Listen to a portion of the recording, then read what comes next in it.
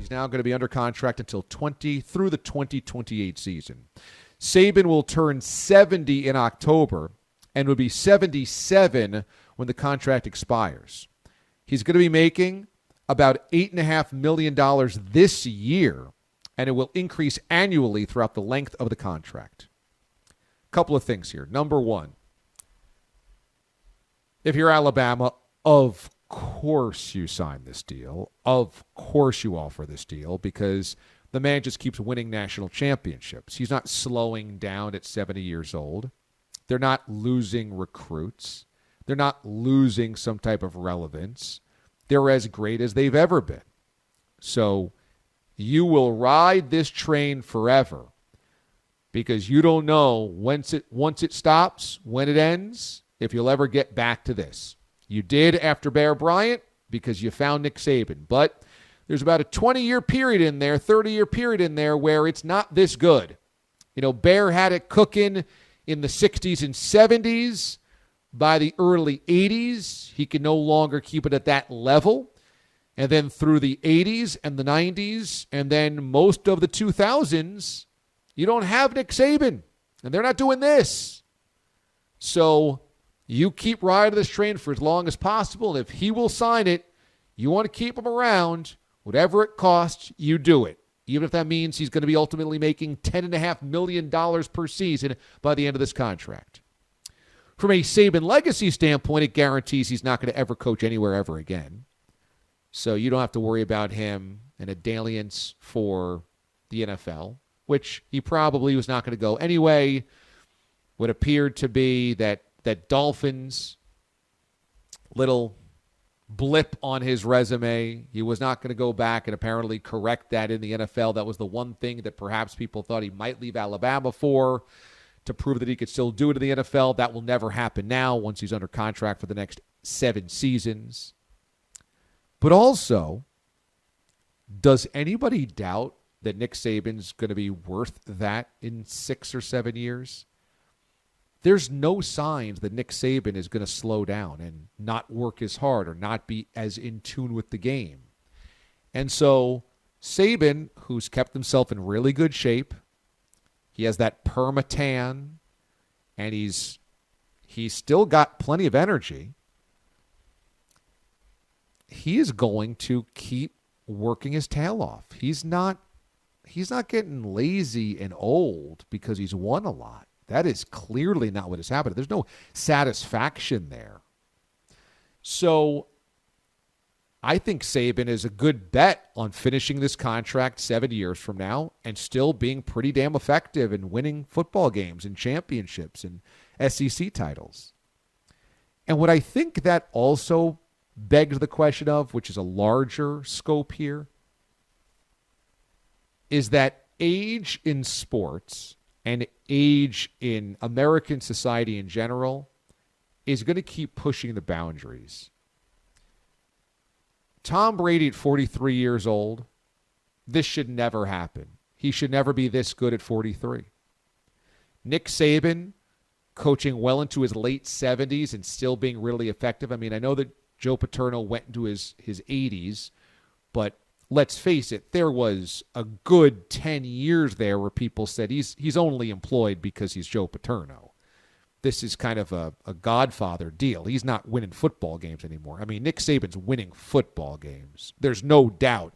He is the reason they're winning football games. He hasn't delegated a million jobs. He's the reason. So Saban's going to push the boundaries of how long you can be an elite coach for. Bill Belichick might do the same thing. He's nearing 70. And I don't think he's 70 yet. We can check on that. I don't think he's quite 70 yet. And LeBron James is going to be, 37 next year? And he's certainly going to play until he's 40 at a remarkably high level. Kareem did this, but again, he wasn't in the shape that LeBron's in. He wasn't doing the things LeBron's still doing. All of these guys, Phil Mickelson winning the PGA at 50, the oldest majors winner ever by a good margin. This is going to continue to happen. We are going to continue to see this happen. And it's because, look, just in general, life expectancy and lifespan elongates as we go through history. I mean, 200 years ago, you weren't supposed to live past the age of 47. Less than that, 150 years ago. Now your life expectancy is 77, 80. So that's always going to continue. But even in short bursts like this, where 20 years ago, you were probably not seeing Tom Brady plausible. Phil Mickelson's a little different because, Jack wins at 46 in 1986, but now it's, 35 years later. But because of how good science is behind the body and behind people that have a lot of money using it for their body, for LeBron, for Tom Brady, for those that are really wealthy and look at their body as their machine and their moneymaker and their cash cow, they're going to keep extending this. And every generation of athletes and coaches and executives and I think sports media, everybody associated with sports, sees what happened to the previous generation and then looks to improve upon it. The fact is, I grew up and I didn't want to do sports talk. I didn't like sports talk. When I grew up in the 90s listening to sports talk, in the 80s, really sports talk wasn't around, but in the 90s and early 2000s, I didn't like it because I didn't think it was done very well. Now, there's plenty of shows that I think are done really, really well because we all learn from the shows that didn't do it well and try to improve upon it. Sports television is by and large way better. Now, debate shows are nonsense, but the way games are broadcasted, play-by-play voices, there's more good play-by-play guys and way better graphics and insight and production than there's ever been because you just keep improving upon what the previous iteration was.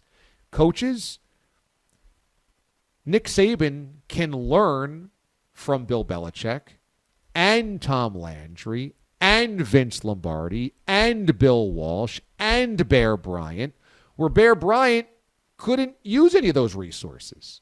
And Tom Brady gets to see what Johnny Unitas did and Joe Montana did and Peyton Manning was doing and then keep improving upon it. And there's going to be somebody, just like LeBron and Kobe idolized Michael, there's going to be somebody in 20 years that comes along and idolizes Tom Brady and does it better.